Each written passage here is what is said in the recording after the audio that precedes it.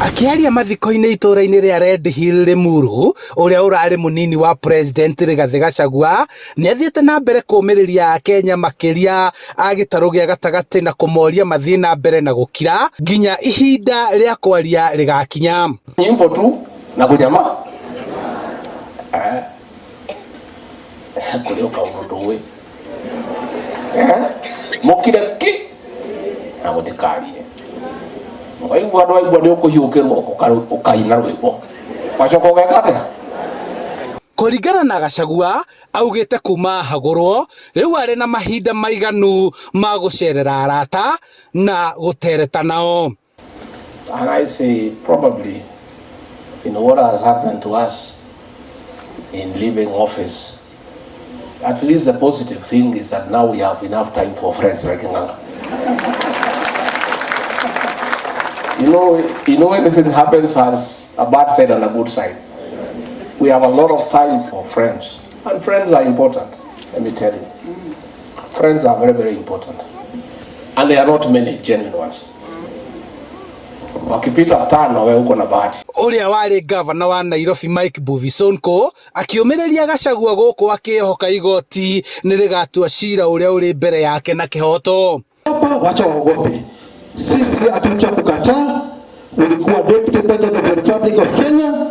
Ndio nilikuwa former governor, ndio tutakuwa former governor, tutaendelea kukupenda sababu ulifanyia nchi kazi. Lakini kwa sababu ya siasa mbaya umetolewa vile sisi tulitolewa.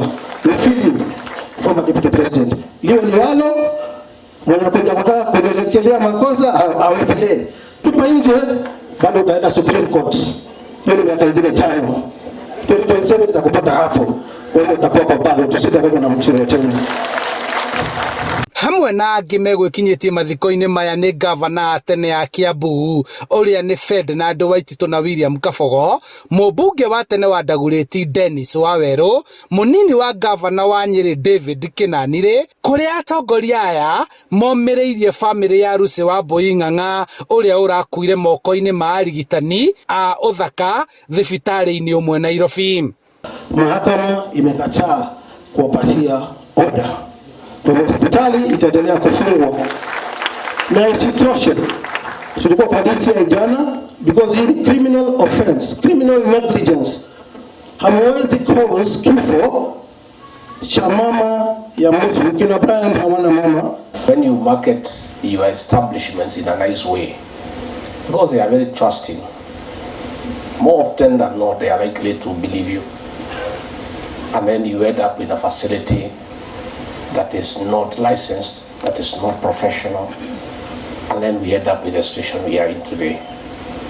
Again, let me call upon our people to always be careful. Andũ-inĩ ha Inoro TV kuma Red Hill Limuru kaunti-inĩ ya Kiambu, njĩtagwo Charles Gĩkunga wa Kariũki.